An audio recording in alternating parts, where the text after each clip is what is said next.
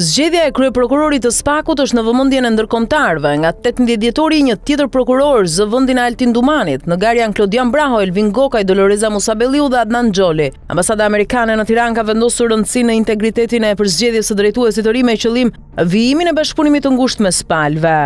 Në përfundim të reagimit për Report TV, ambasada amerikane thekson se procesi i përzgjedhjes po monitorohet nga afër. Një mesazh i qartë ky për politikën që të mos tentojnë të fusin hundët. Partneriteti ynë me SPAK-un ndihmon Shqipërinë të dobësojë operacionet e organizatave kriminale ndërkombëtare, aktivitetet e të cilave dëmtojnë qytetarët amerikanë.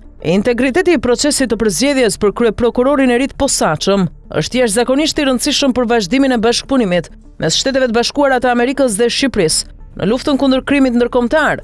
Ne po ndjekim nga afër procesin e përzgjedhjes, thekson ndër të tjera ambasada amerikane në Tiranë. Kujtojmë se në përzgjedhjen e Altin Dumanit në krye të SPAK-ut 3 vite më parë, kanë qenë amerikanët, ata që thanë fjalën e fundit, duke lënë të kuptohej në atë kohë se Altin Dumani ishte i përzgjedhur i tyre.